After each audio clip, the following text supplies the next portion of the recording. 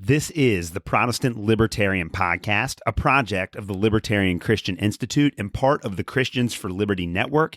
I really hope that you guys enjoy today's show.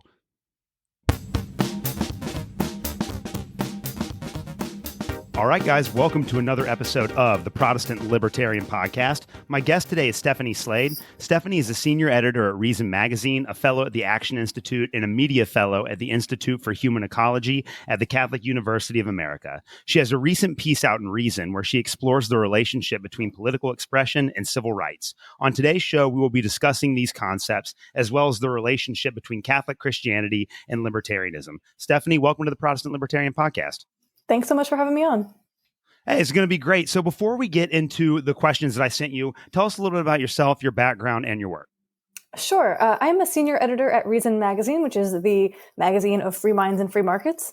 I've been at Reason for going on 9 years now. The first 7.5 of those years, I was worked on our print magazine. I was the managing editor, first the deputy managing editor, and then the managing editor of our monthly print magazine. And a little over a year ago, I stepped down as managing editor in order to focus on more writing of my own. So now I do a little bit of editing, but I'm mostly a writer, and I write about the intersection of religion and politics. I cover the conservative movement, what's going on in the conservative movement these days. That's mostly what keeps me busy. Yeah, and for my longtime listeners, I've covered a couple of your articles on my show before, so you have a lot of really great stuff, like you said, on the intersection of politics and religion. A recent piece that you wrote in Reason Magazine explores the relationship between political expression and civil rights. Talk to us about that article and what motivated you to write it. The proximate cause was the announcement by Vivek Ramaswamy that this biotech founder, sort of Silicon Valley guy, that he's running for president. And this happened a couple of months ago. And at the time that he made his announcement, he put out a tweet in which he listed a bunch of things that he wants to do if he becomes president. And one of them was make political expression a civil right. And that caught my attention because that's one of those things that at first blush, it sounds kind of unobjectionable. Like, who could be against, having a right to political expression, right? Of course, we should have a right to speak our minds and voice our opinions. But actually, that phrase means something in the legal context of, the American legal context. That phrase actually means something that is actually quite dangerous. And so I wanted to try to draw attention to what does it mean to make political expression a civil right in America? What would that actually look like? And why should we be disturbed or troubled by that suggestion? Yeah, and that's one of the things, like when we go to school, we learn about the civil rights era. And so I think just as Americans, especially having gone through our education system, we just assume that civil rights are a good thing, that they bring freedom and we should all want more of them. But you argue that Ramaswamy's appeal to civil rights is actually an attempt to restrain speech instead of opening it up for more people. How does that work? Yes. So what this is not saying is that we as citizens ought to have a right to speak our minds, to express our political opinions, and that the government shouldn't be allowed to interfere, to prevent us, or to punish us for our political opinions. The reason that it's not saying that is that the First Amendment already does that. It already protects that right to speak our minds, and it prohibits and prescribes the government from interfering or punishing citizens for political expression. So what he's saying that he would do if he became president is he wants to pass legislation or perhaps use some sort of executive action in order to deem political expression to be a protected class, to say that we as individual citizens are not allowed to discriminate against each other based on the basis of other people's political speech. And what that does is it restricts, it's an imposition of a government restraint on us that says you're not allowed to decide with whom you want to associate and with whom you want to disassociate. So we are not allowed, because what the civil rights laws do, and we think of this mostly in the context of racial discrimination, is it says like this business, you're not allowed to make hiring and firing decisions based on race, or this person who's renting out an apartment, a landlord who's renting out an apartment can't decide based on race whether to do that. Most people, there could be people come down on both sides of this issue. Most Americans are perfectly fine with treating race as a protected class, but treating political opinions as a protected class means that we don't get to decide whether somebody who holds horrific views we totally disagree with, whether we want to associate with them in various ways. Okay, yeah. And this is where I think like your article brings up a really interesting point because I think like the American tradition has largely been based on like the kind of Lockean idea of natural rights, life, liberty, and property and things like that. But I think that what you implied in your article and what other libertarian thinkers have implied too is that there's a disconnect between our conception of civil rights in the United States and the historical kind of Enlightenment concept of natural rights. So where does our idea of civil rights come from in the United States, and how does that, I know you kind of alluded to it a little bit in your last question, but how does that concept of civil rights play its way out in the way that we think about our rights as American citizens? The most obvious place where the concept of civil rights is, manifests in American legal, history and law is the 1964 Civil Rights Act. There have been a bunch of civil rights acts actually throughout history, but the 64 Civil Rights Act is probably the most famous and most well understood. And again, what it does is it creates this idea of protected classes. Certain characteristics of a person that we're going to say other people are not allowed to discriminate on the basis of that thing. So race, religion, sex, these are now protected classes in America. And so the restaurant cannot turn somebody away and say, we don't serve Black people here, or a landlord or a person who's hiring an employer who's making a hiring decision can't say, oh, we only hire men, we don't hire women. These things are now illegal thanks to this civil rights legislation. So again, the idea of a civil right is not whether or not the government can infringe on our freedom in some way, but rather whether we as individuals, as private citizens, are allowed to make discriminatory decisions in our lives. And again, people can agree or disagree about the things in the 1964 Civil Rights Act, but the important thing is that what Ramaswamy is suggesting is that we ought to expand this category and we ought to lump political expression in there and make it so that now suddenly I can say whatever I want and you're not, and I'm going to be insulated by the state from the social consequences, from the consequences that other people might want, choices other people might want to make to associate or not associate with me based on my opinions. They're going to be prevented from acting on those, and I'm going to be insulated from the consequences of my speech. So in other words, like an example of that would be if you are a Jewish person and you own like a Jewish bakery, you would have to provide services to someone who's like radically anti-Semitic. That would be the consequence of that kind of civil right protection for political expression. That's right. So the kinds of associations that we're talking about here, there are a lot of different ways that I think this legislation, this type of policy or legislation would potentially interfere with our rights to free association, because free association is how we have the rights to form any kind of association, right? So it's a business like the bakery that doesn't want to serve a certain customer or provide a certain service. But it's also your clubs, that political organizations, a super PAC or an activism group that gets together because they want to push a particular, they support environmental causes, or maybe they support pro-life causes, or whatever the case may be. Clubs, affinity organizations, charities, churches, all of these are examples of free association, people coming together because they have it for a shared purpose, right? And when you start talking about making political opinions a protected class, what you're saying is that you can't actually choose to come together just with people who share your beliefs on a thing. You have to allow anybody into your organization. So if you're a pro-life group, you have to take somebody who is a vocal proponent of abortion rights. And if you're an environmentalist group, you have to take somebody who denies the existence of climate change. This makes no sense. It's a clear and troubling infringement on our right to associate with each other. Yeah, and so in other words, I mean, you're essentially arguing in your piece, and again, that there's a longstanding tradition of this within libertarianism, that you should be able to, in kind of a radical way, associate with whoever you want. And of course, the flip side of that is if you don't want to associate with certain kinds of people, you have the freedom to do that as well, right? Right. So what I'm saying is that our law should protect my right to say, I have a club that is for people who are pro-life, and we don't take people who aren't pro-life in my club, right? And also maybe a business, let's say you're a small business owner and you say, I don't want to hire a neo-Nazi. I don't want to hire a white supremacist. I don't want to work with that person. I shouldn't be forced to associate with them against my will just because you have decided that the fact that they hold these horrifying opinions deserves special protections under the law. Right, right. And, a lot of people, I think, in the United States, they kind of reflexively find political expression, some forms of political expression offensive. And so we have like this tension in American society where there's this push to be radically inclusive and to build relationships with everyone. And of course, if you're a business owner, to turn no one down on the basis of any sort of traits or anything that they might have.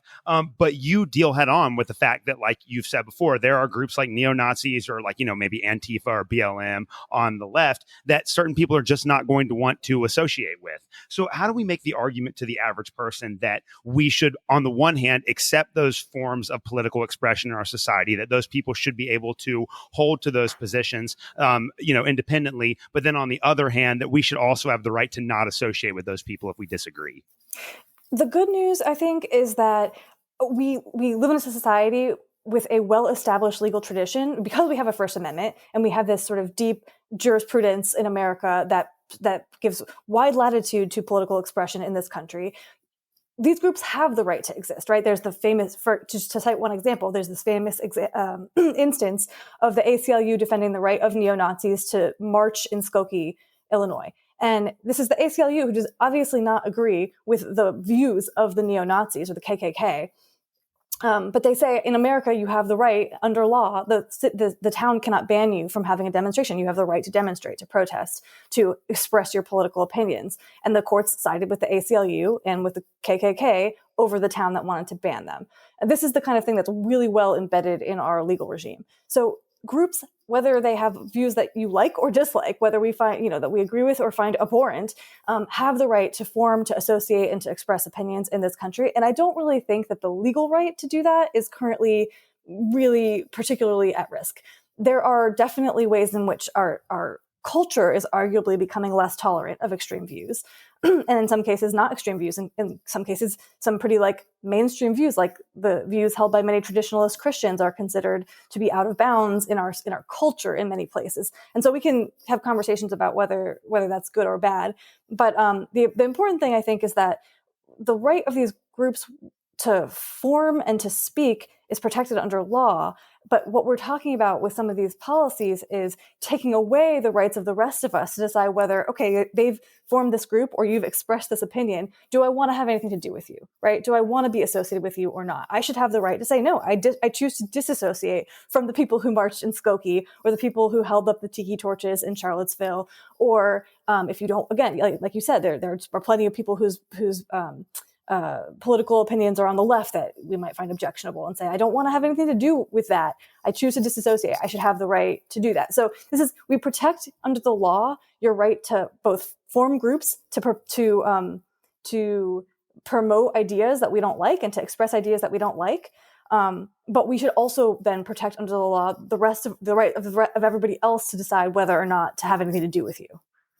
Yeah, and I think that there are a lot of Americans that would probably generally agree with that, especially when considering those more extreme cases. Like I said before, if you're a Jewish person, you have a company, you don't want to necessarily give your business to somebody who's an anti-Semite or something like that. But I know that there has been very controversially within libertarianism, and I think a lot of this comes from like Murray Rothbard and that kind of wing of libertarian thought, where I know Rothbard was very critical of the entire civil rights movement, basically on the lines that you just outlined. And he said that, it's unfortunate that there might be some business owners that discriminate against their customers on the basis of their race. But if we allow civil rights to supplant natural rights, that's going to be a consequence of that happening.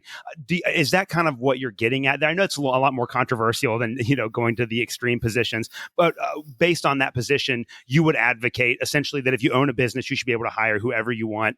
If you run a church, kind of one of the points that you made earlier, we're both Christians. If you run a church, you should be able to set standards for who can and can't work for your church, and even maybe membership standards for who can and can't participate. Are those the consequences of the argument that you're making? Not necessarily. I think you can come down on either side of questions about whether discrimination on the basis of these inherent traits, again, race, sex, that sort of thing, whether discrimination ought to be legal or not, and in which cases. And there can be exceptions, right? Under our current law, for example, it's illegal to discriminate against somebody on the basis of religion if you're making a hiring decision, unless you are a church. And then in that case, actually, you have the right. There's something called a ministerial exception that says that, yeah, our churches are allowed to be discriminatory for obvious reasons when deciding who should be their ministers. They can turn away somebody who's not the correct religion. So we have exceptions, and I think libertarians and people of good faith can come down on either side of questions about whether those inherent characteristics should or should not be protected classes. Again, what I object to, and I think everybody, this should not be controversial, is the idea that we should add a new protected class, a new protection that says that expressing political opinions is protected too. This is not an inherent characteristic. You're not born with certain opinions. You choose whether or not to express them. You should face the consequences, including social consequences and including professional, career-related consequences. If you're expressing opinions that I find to be abhorrent, I should have the right to, as far as my own property, right, my own choices on my own property goes, to decide whether or not to associate with you. So I do not think that one is controversial in the same way that these protections on race and sex and things like that are, libertarians have been fighting with each other and amongst ourselves about whether the Civil Rights Act was a good idea or not. That's one thing. This, I think, is something totally different. It would be expanding it in a really dangerous way, in a way that would undermine it would just undermine it shouldn't be controversial to say that you have the right to associate or disassociate based on somebody's opinions. That's a thing we should all be able to get behind, actually, once we understand what's being proposed here, which, again, I think a lot of people initially probably read that tweet or hear this phrase and don't realize what exactly would go into what it would mean to have this kind of policy on the books. Yeah, no, I think you're absolutely right on that. And to a certain extent, however libertarians come out with the issues about, providing services with your business to members of those other protected classes, we all believe that free speech is kind of like the fundamental right. If you want to have a free society, you have to start with free speech. And like you said, this would ultimately lead to restrictions on that. And I had not really followed Ramaswamy before I read your article. And you're right, it does, in his original tweet, it sounds pretty innocuous. And in fact, if you don't really understand kind of the philosophical underpinnings of this conversation, it would almost make it seem as if Ramaswamy wanted to extend free speech rights. But you're absolutely correct to highlight that doesn't do that at all. And I think Ramaswamy is very openly, like a lot of Republican politicians now, into kind of this sort of anti-woke rhetoric. And I think he's even framed his campaign as being a pushback against this perception of progressivism as this kind of stifling woke way of looking at things. What do you make of people like Ramaswamy and other anti-woke politicians? And I guess the most famous one right now is probably Ron DeSantis.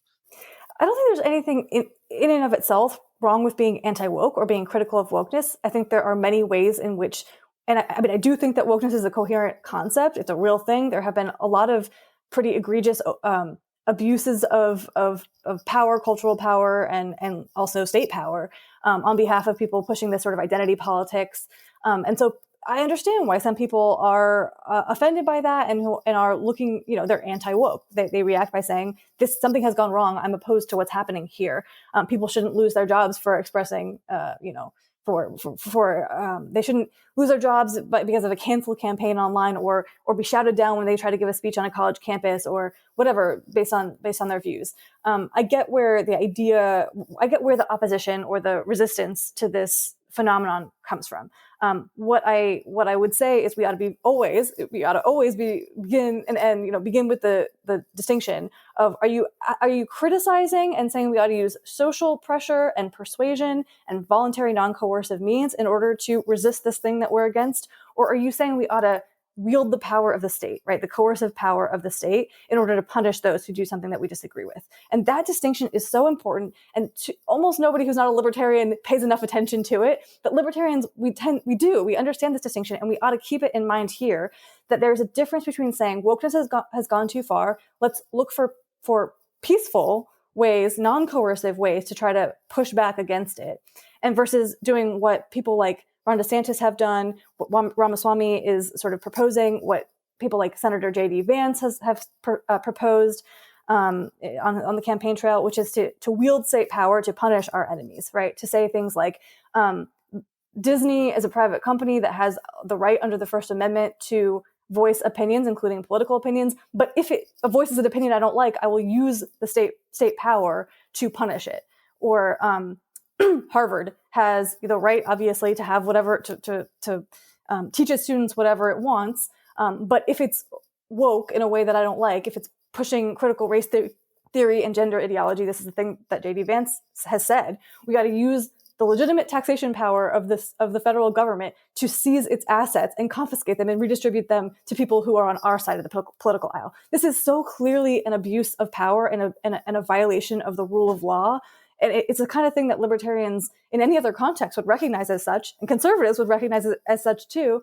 But for some reason, when it's their guys doing it against the people that they perceive to be their enemies, right now there is this appetite for wielding power. And that's why I call it will to power conservatism. Yeah, and it seems like, especially based on, as you said, the legislative decisions that politicians like Ron DeSantis have made, they are almost the mirror image of the woke politicians that they're trying to critique. Like they're just as willing to use state power to suppress speech and to suppress ideas and to suppress association, as long as, like you said, it's the right people that are being suppressed. Unfortunately, we are coming up on another election cycle. I'm not sure if I'm ready for this. It's going to be exhausting, I'm sure. And I know, like at Reason, you guys are probably gearing up for it as well. But we have presidential election next year, really just like a year and a half away. And I think that there are a lot of people now. We could all be wrong. And after 2016, I don't think we can make any predictions about any elections anymore at all. But it seems as if there was a time for the Republicans to retake the White House and maybe even the House of Representatives. It would be 2024. What do you think that looks like in terms of free speech and then also this anti-woke agenda that the Republicans have been pushing? Is this going to lead to more freedom and limited government like the Republicans always promise, or is this just going to be more authoritarianism, only right-wing authoritarianism this time instead of left-wing authoritarianism? This is a great question. And you're right that after 2016, I've tried really hard to get out of the business of making political predictions because I was so wrong about all the predictions I made in 2016. But I think there are reasons at least to be concerned and to be nervous about what we're seeing. So right now, it does seem like a lot of the energy and the sort of oxygen in the room on the right of center is going towards these militantly anti-woke candidates, people who are primarily focused on engaging in culture war issues, as opposed to, for example, what are we going to do about the fact that our entitlements are going broke? Nobody wants to talk about that, but right, the things that really actually probably matter a lot more, or runaway inflation, like the economy. No, we are focused on Disney and we are focused on Harvard and cancel culture on campus. And so I do worry that the people who are most likely to be successful running for the Republican nomination are the people who are leaning into this. So Ron DeSantis and Donald Trump would be the two frontrunners right now. Ramaswamy, of course, is running as well. I don't think he has much of a chance, but he's running explicitly on an anti-woke platform. And I think what they're reacting to is that a small but vocal contingent on the right now, again, I use the phrase will to power conservatism. I don't think it's the majority or I don't think it's everybody in the Republican base, but there's a lot of really loud and increasingly influential people right now who are saying, you said a minute ago that it seems like these guys are the mirror image of what the left wants to do. And what people in the will to power conservatism camp would say very explicitly is, yeah, they want to do it to us, so we need to do it to them first. Anything less than responding in kind, they pose an existential threat to us. So anything less than being willing to respond in kind is, not being willing to fight fire with fire would be unilateral surrender or basically suicide. This is the kind of thing you're hearing them say. So they're open about it. They want to throw us, they'll say, the left wants to throw us in the gulag. They literally want to destroy us and eliminate everything we believe in. So we need to be willing to embrace a more quote unquote muscular conservatism or muscular government, a more muscular response and a willingness to wield state power to get our way. They're quite open and this is, again, I think it's a relatively small number of people who speak this way, but they're increasingly influential in the conservative movement. And so that I fear is kind of what these candidates are responding to. And then the question is, would they govern that way? If so, then yeah, I'm worried. Yeah, I think, I live in Kentucky and it's a red state, but a lot of the people that I know, they don't really think about politics philosophically, but a lot of them lean libertarian, they just have kind of natural libertarian inclinations. So how would you go about convincing somebody that maybe was kind of like a moderate conservative with some libertarian leanings that this kind of Republican agenda is actually going to ultimately wind up harming them more than helping them? Well, I think it should. Yeah, I mean, this is key, and I think people on sort of our side, my side, have not done a great job of countering these messages. There are a bunch of ways to approach this. I mean, one is to make a sort of moral argument that it's just wrong. Just be, okay, maybe it's true that they do want to throw us in a gulag. Are you suggesting that it's therefore okay for us to throw them in a gulag first? Like, no, that's obviously a morally bankrupt position to be articulating. There's also a pragmatic argument. Say like, okay, you want to empower the state in this way or that way to do things that it has always up until now been considered out of bounds for the state to do. Do you believe that you will always be in power? Are you at all worried about what happens the next time the left, takes control of the reins of power and wants to turn those guns on you? I think you should be, because this is not a situation of true, outright, total war where one side will ultimately defeat the other and that will be the end of it and we'll all live happily ever after.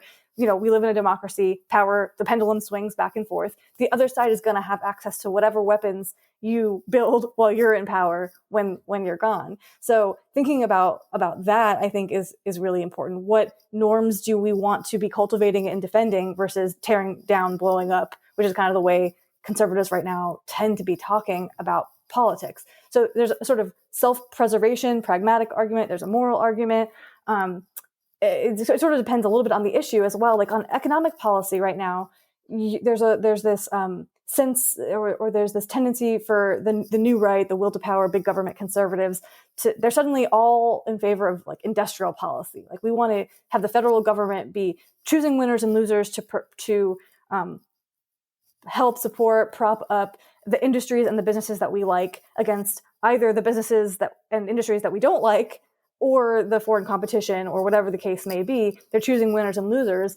Pointing out the fact that like industrial policy has been tried and it has always failed. We never seem to manage to bring about the outcomes we think we set out to bring about.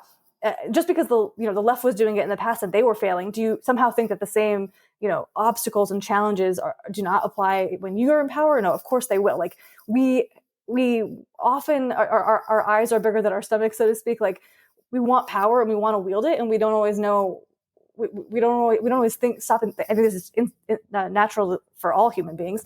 Stop and think about whether can I actually accomplish the thing that I think that I'm going to accomplish with this power, or am I actually going to create unintended consequences that make the underlying problem worse, that that backfire in some way, that waste huge amounts, enormous, unthinkable amounts of resources that could be put to better use in an attempt to solve a problem that actually the state is not equipped to solve at all. That sort of thing. We got to be willing to apply the same sort of public choice and critical thinking to conservative desire to wield state power as we would, when the left tried to do it. Right. Well, and to that extent, it feels like both the left and the right have us involved in this death spiral where we constantly get more authoritarianism and our government constantly becomes more and more dysfunctional. Do you think a lot of these culture war issues are a manifestation of the fact that our government has failed at providing so many of the services that it would promise us to serve? Like, do you think that there is, I don't know if it's intentional or not, but it seems like this is a sideshow that's designed to distract us from the actual problems that we're facing in our country? Yeah, it may be. I certainly think it's the case that government has gone way beyond doing the small number of things that I think it exists legitimately to do, which is protect basically life, liberty, and property, keep us safe and free. I want a government that does those things well and only those things. And instead, it does those things poorly and an infinite a number of other things. It also does poorly, by the way, but it's doing them too. And so it's eating up resources. It's sort of spreading itself too thin to be able to do anything well. It's interfering in our lives in ways that I do not consider to be appropriate for government. Like, think of all the ways in which, whether it's on the left pushing an environmental policy, and through regulatory efforts, or through the right saying we need a new, quote unquote, common good conservatism that will make Americans virtuous again or something. Like, none of this, I think, is the proper role of the state. And meanwhile, it is distracting and siphoning off resources that could go to those small number of things that I think basically virtually everybody can agree we would want the government to do well. Yeah, I think John Locke and Thomas Jefferson would be pretty disappointed in us if they came back from the dead. The big picture I think that you paint in your article is that freedom of association is very important. And it actually solves a lot of our problems as Americans. You don't have to agree with everyone, and that's fine. You can find the people that you do agree with and associate with them, and you can not associate with the people that you don't agree with. And actually, that system seems like it makes a lot of sense, and it matches all these great libertarian principles like freedom of speech and like decentralization and limited government and all of these great things. Why do you think it's so hard in today's climate to convince other people that we just have to learn to respect the fact that there are going to be people out there that disagree with us? Like, okay, Antifa and Black Lives Matter and the KKK and, the Proud Boys, like all these groups are going to exist. And if we don't like them, we should just let them be and not associate with them. Why is that such a hard sell for so many people? Yeah, I think you alluded to the answer a minute ago, which is that we are in a sort of, I think you called it a death spiral, or I like the phrase, I use the phrase, there's an abusive power ratchet effect, which is that both sides can point to actual genuine examples of times when the other side overplayed its hand, abused its power, did something that was a violation or breach of norms and expectations for how our political system is supposed to work. Did something, and maybe they got away with it, and maybe they didn't. But the fact that they even tried proves that they are evil and that they're coming for us. And therefore, clearly, we are justified if we want to do the thing that we want to do at this moment. We can rationalize it because there's always something we can point at that the other side did first. In judicial politics and the judicial nominations of the last few years, I feel like this has been very vividly on display, where you see Biden talking about how and his supporters, especially on the far left, saying that they need to pack the courts, which was a clear violation of all the norms around what the apolitical function that the Supreme Court especially is supposed, and our courts in general are supposed to have. But they say, yeah, but look at the fact that the Senate Republicans during Trump basically just like lit on fire all the norms about who gets to nominate when and whether the Senate will vote to confirm a nominee in order to allow Trump to appoint 3 different members to the Supreme Court, which now has given the conservatives a majority. So in other words, they can say the conservatives, they were willing to engage in a breach of norms. So why shouldn't we do the same? Meanwhile, the Republicans will say, well, yeah, the Democrats, they breached norms during the Obama years. Think about how they exercised what was known up until that point as the nuclear option to get rid of the filibuster when it comes to judicial appointments, right? So they weren't willing to play by their rules. They were willing to change the rules, the Democrats were, when it was convenient for them. So why should we, when it comes to deciding whether or not, for example, to vote on, not the Merrick Garland's nomination, or to filibuster until Trump is in office, which is what the Republicans ended up ultimately doing. Why shouldn't we do what's in our best interest? They did it first, right? So you can see how, and then the Democrats point back to something the Republicans previously did, and then the Republicans point back to the Bork confirmation hearings and how the Democrats were the ones that politicized this process in the first place. Everybody can always rationalize being able to do the thing that they want to do right now by pointing to something that somebody else has done first. So it's really hard to make the principled argument that, no, you actually should exercise forbearance in this case. It doesn't matter what has been done by the other side in previous cases. The only way to end this cycle is if somebody exercises forbearance. And ultimately, when I think about what classical liberalism is all about, we don't often use words like forbearance, but I think that that's really what we're talking about. We're saying the only way that different groups and individuals who don't share all the same values can coexist in peace in the same society is if we all agree to exercise forbearance. That is to withstand or resist the temptation to use power to try to destroy you and make you live according to what the way I think you should live. And in exchange, you do the same for me. Nobody right now is really that interested in doing that, and they all feel justified, morally righteous about it. And so that's a hard pattern to break, unfortunately.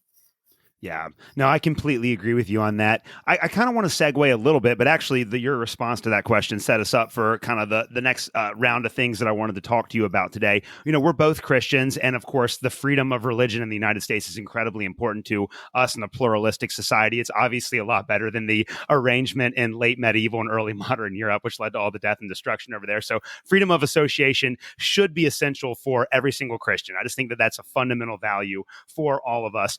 You're both a Catholic Christian and a libertarian. Talk to us a little bit about your journey both to the Catholic faith and to libertarian political philosophy. Sure, I'd be happy to. I should say that I am a cradle Catholic, so I was raised Catholic. My mom is Italian, so I've been Catholic most of my life. Although, like many people who are raised in a particular faith, I think, and especially on the Catholic side, I did drift away from the church when I kind of left home and went out on my own. I went away to college, stopped going to mass, stopped even identifying as a Christian for a while. But I found my way back, and I'm very happy and proud to be a Catholic again now. So it was in some ways it was a choice. It was sort of what we might call a reversion as opposed to a conversion. I think that being able to, as a young adult, learn about my faith and make a choice that I was going to sort of claim it as my own was important for me. Even though I was raised Catholic, as a child, in many ways, I feel like I got to be a young adult, and even though I had been Catholic my whole life, I didn't know what the church taught or why on so many questions. I had so many misconceptions. And so I had to kind of go back to square one and start reading and start learning and decide, for myself, is this the faith that I wanted to stick with? And so that's sort of my faith journey. And initially, I did not know that I was going to be writing about religion for my career. I didn't have a background in theology. I'm public school educated. So I've kind of had to be self-taught as far as a lot of what I write about these days that does touch on religion.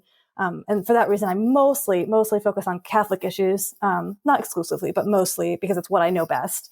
As far as libertarianism, that's an interesting question. I think I started out as more of a traditional Republican, moderate conservative Republican. I was not super ideological, but I studied economics and political science in college. I became convinced through the course of studying economics that markets work. Markets are glorious and miraculous, I realized too that almost every time the government tries to interfere in those markets in some way to make things better, they end up making things worse. So that, I think, was probably the thing, studying economics in college, that first kind of primed me to say, you know what, there's something powerful, there's a powerful insight here.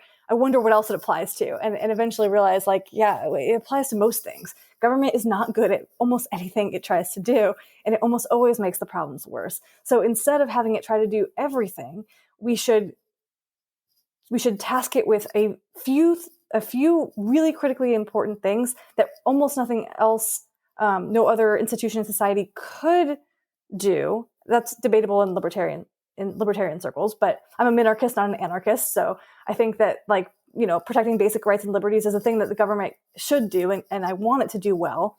But then we ought to then have it get out of the way so that we as individuals and as members of communities can worry about solving all the other problems, which is to say, I'm not denying that there are lots and lots of problems in our society, but I think it's our job to think about what do we do about that, not just outsourcing that always to Washington.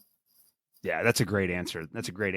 What do you see the relationship between Christianity and libertarianism being? Because I know that there are a lot of people that make it seem as if those two would not be a natural fit. Because there's, I guess, the stereotype that libertarians are just Republicans that like to smoke weed, and that's the stereotype about our tradition. What do you see the relationship between those two philosophies or way of life being?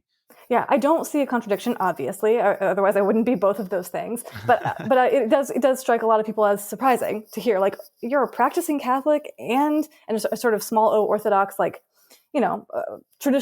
traditional Catholic, and a libertarian. How does that work? And the thing I try to start with is saying, this gets back to that distinction I mentioned earlier, which is whether something is good or bad is not the same question as whether or not something should be legal or illegal.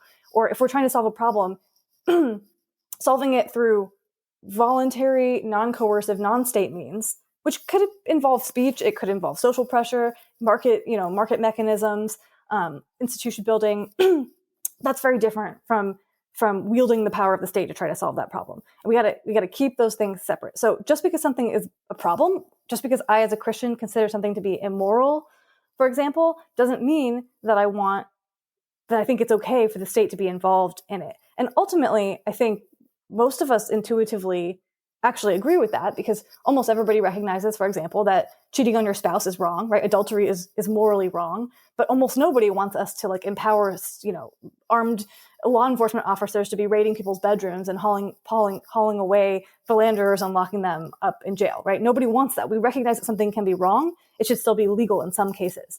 And so that distinction of saying, hey, I reserve the right to say that something is a problem or something is bad, morally problematic, and to look for creative ways to exercise my non-state power in order to try to resolve that problem. Even though I'm a libertarian, I just object when you want to use public policy. That is to say, you want to threaten violence against people. That's when I say we ought to have a very high bar before I want to hear you talking about why that thing needs to be illegal. Right. Yeah, I think that's a great answer to that question. There are, when I really started reading libertarian philosophy and economics, it's been about 3 or 4 years. I've been a libertarian. I self-identified as a libertarian for, I don't know, since 2016. I don't know. Gary Johnson's campaign was the one that won me over, or at least helped me identify who I was politically as a libertarian. But it's really only been in the last 3 or 4 years that I've started studying it. And I just assumed that the libertarian movement was full of like atheists and agnostics. I'm not sure why I felt that way. I could have gotten on the internet and obviously disproven that belief very quickly, and I never did. But then as I started reading this, I realized that there are actually a lot of libertarian thinkers that are Catholic. Tom Woods is a great example, a guy I listen to his show quite a bit. And then a lot of the people that are involved in my county Libertarian Party affiliate are Catholic too. And so as I started getting more involved in the libertarian movement, I realized that it actually seemed like there was a disproportionate amount of libertarians that were Catholic as well. Where do you think that the American Catholic Church is politically right now? And do you see like libertarian ideas making inroads within Catholicism? Oh, that's a hard question, because the Catholic Church is not monolithic. There's this, the word Catholic means universal. There's this phrase, I think James Joyce coined it in one of his books, that Catholicism means here comes everybody. And the point is that like you can be from any background, socioeconomic status, race, right, ethnicity, and be Catholic.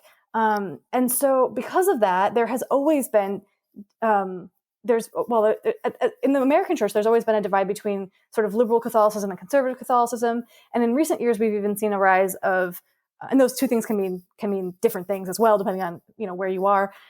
There's been in recent years this rise of a more rad-trad Catholicism, like sort of extreme traditionalist Catholicism. And so depending on who you're talking to, the faith can mean a lot of different things, and there is a sort of expansive, maybe surprising, it may or may not be surprising from a Protestant perspective to know that there is a space within Catholic teaching for people to come down at a lot of different places. So the church teaches about the importance of prudential judgments. That is to say, we as Catholics, as individual Catholics, have the right and the necessity to exercise our own prudence in deciding how to take these sort of eternal moral teachings of the church and apply them to concrete political questions. The church doesn't tell us how to answer every one of those questions. We have to exercise our prudential judgments for ourselves. And we don't, naturally, we don't all come down in the same place on that. So there's always been this divide. There's always been liberal and conservative Catholics. There still is, of course. I think there are some libertarian Catholics out there, as you've observed. I don't think it's a majority position. I don't think it's probably ever going to be a majority position. I think there's still a lot of skepticism among Catholics of, what do you mean by libertarianism and that sort of thing?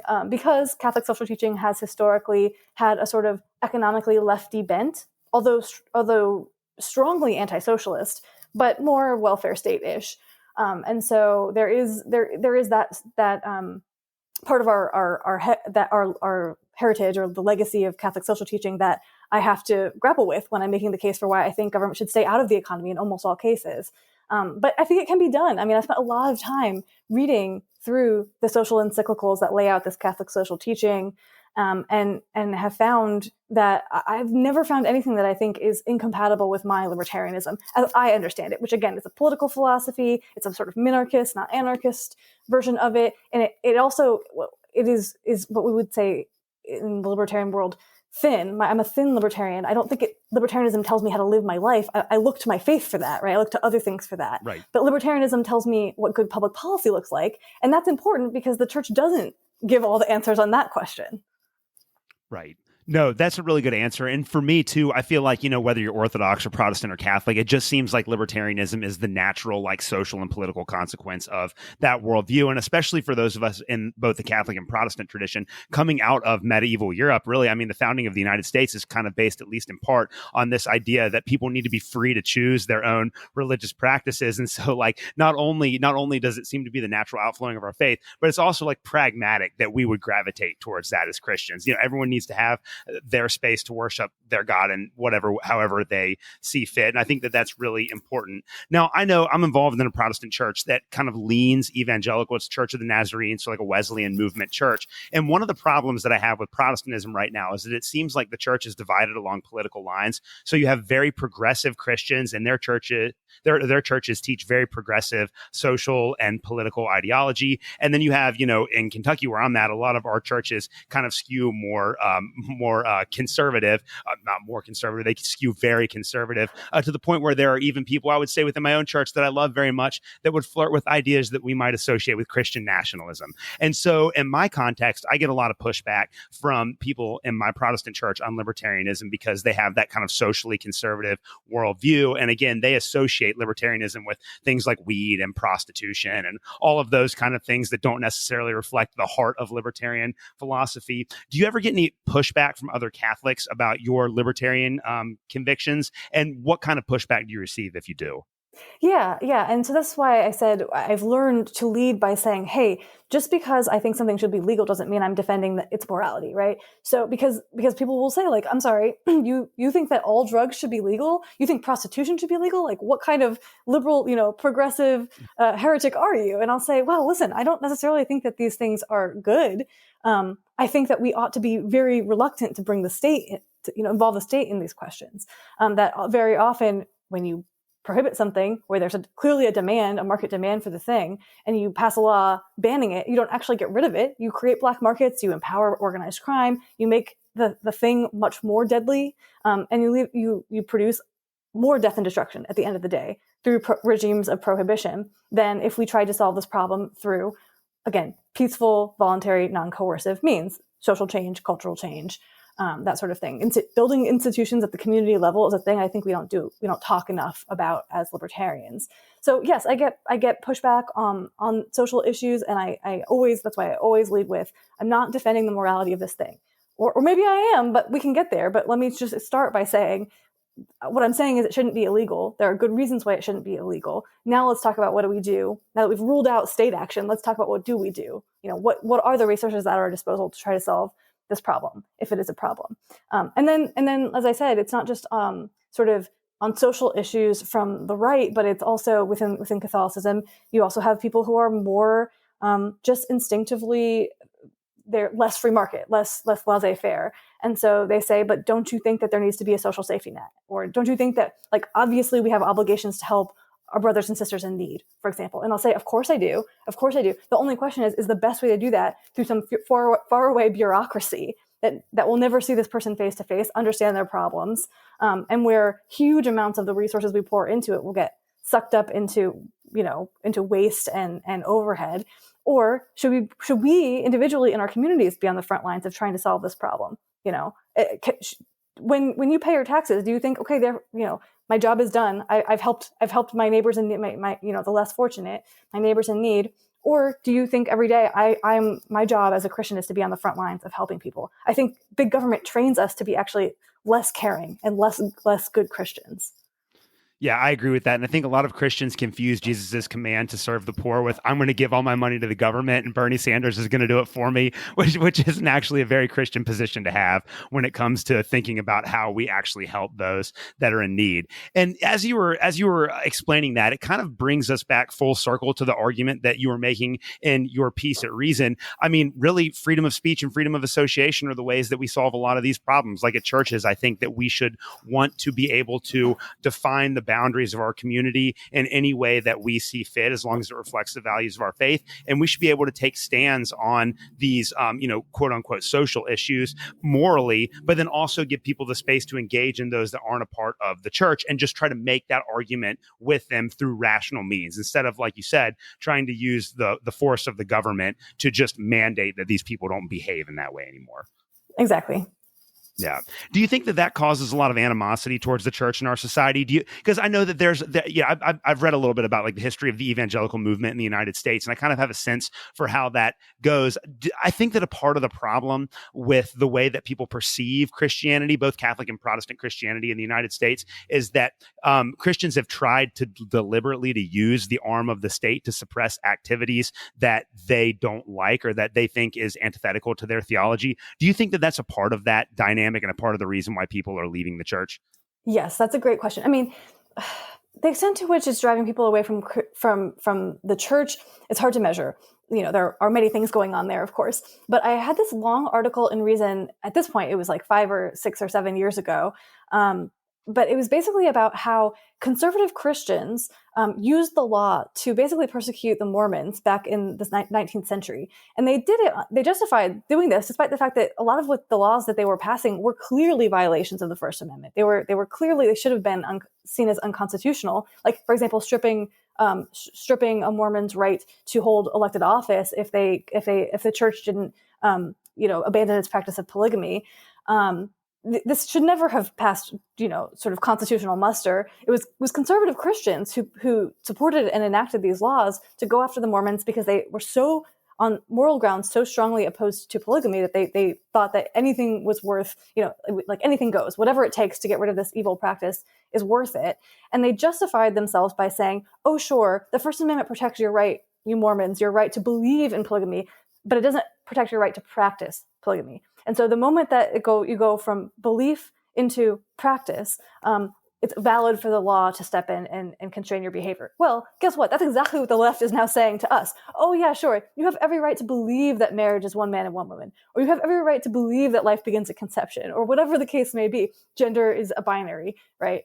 You can believe whatever you want. You can believe that Christ rose from the dead. But as soon as you exit the four walls of your church or your synagogue or your mosque or whatever the case may be, you have to play by our rules now because you're acting on your beliefs. You're in the public square and you're trying to put your beliefs into practice. And now the government has the right to step in. Well, that's not the way it's supposed to work, right? The First Amendment protects our right to exercise our religion, not just to believe things. But that precedent was set by Christians going against Mormons and has now been turned against us. So that is the cautionary tale, I think. Yeah, it's ironic. So before we get out of here today, my show is called the Protestant Libertarian Podcast, but I'm in a unique position vis-a-vis Catholicism because I was actually born and baptized in the Catholic Church, and half of my family is Catholic, and I've always very much respected the Catholic tradition. I have a lot of great friends that are Catholic, and in fact, it started at the beginning of Lent, but I have a really great friend at work, and he's been listening through the Catechism in a year, and I've listened to a bunch of those episodes, and so we've just kind of been talking about our different beliefs, and I felt for a really long time that a lot of Protestants just fundamentally misunderstand Catholicism because there are all kinds of like biases and there are all kinds of like half-truths that Protestants have about the Catholic tradition. And so I felt that like I've spent a lot of time as a Protestant defending Catholicism from other Protestants because of their misunderstandings of that tradition. Yeah. Because it just doesn't like the idea that Catholics aren't Christians has never made any sense to me because a lot of the most faithful people that I know have been a part of the Catholic tradition. So a lot of my good friends are Catholic. A lot of my family's Catholic. What is so attractive to you about the Catholic tradition? And what do you think are some of the things that a Protestant audience most needs to know about the Catholic tradition? I think a thing that is important to many Catholics and is often cited when you talk to people who have converted from other traditions to Catholicism is the continuity of the church. The idea that our bishops, every one of our bishops living today, every one of our priests today was ordained by a bishop. Every one of our bishops today was ordained by another bishop who was ordained by another bishop who can directly trace that lineage all the way back to St. Peter. That's a thing that I think, so when we read our Bible, which we occasionally do as Catholics, and we see, Jesus tell St. Peter that you are the rock upon which I will build my church and the gates of hell will not prevail against it. We see that church that was built on that rock is our church. We believe that very deeply, that there's this continuity, this historical continuity in a very literal human sense of like one person handing sort of passing off the power of the Holy Spirit through ordination to the next person and passing it down through the generations. So that when and to every bishop and to every priest, and then to me when I was confirmed Catholic through that priest, right, or through that bishop. So there's this connection back to the actual Church of Christ that I think is very powerful for a lot of people to remember or to think about. That anybody can't just decide to start their own church and decide what to teach at that church. That we have a sort of body of magisterial teachings that have also been worked through painstakingly for 2,000 years. This actually probably was the number one thing for me. When I drifted away from the church, I realized that there were all kinds of misconceptions I had about what church teachings actually were. I went to speak to a priest about some objection I had. And I said, how could we possibly believe X, Y, or Z? And he said, well, we don't. And he pulled his Catechism of the Catholic Church off a shelf and he opened it up and he showed me that this thing I thought we believed was not what we believed. And it really struck me very powerfully in that moment that probably I think I was like 20 at the time, right? Probably I, as this precocious 20-year-old, had not thought of objections that 2,000 years of theologians hadn't already considered and worked through the answers to. And that I should probably have a little bit of humility and defer a little bit, at least, not necessarily defer completely, because of course we still believe in free will and conscience, but defer in the sense of like hold off on making a judgment until I've actually spent some time studying what the church teaches and why. So that's probably for me, it's that continuity and that depth of the teaching, and just the really which I think some people think of, non-Christians especially, think of Christianity as being anti-intellectual or a-intellectual. And I think that the Catholic Church really has a really strong answer to that, which is 2,000 years of deep, deep study about the deepest and most important questions. Yeah. Right. Yeah, that's a great answer. Well, Stephanie Slade, thank you so much for coming on the show today. Before I let you go, where can people find your work?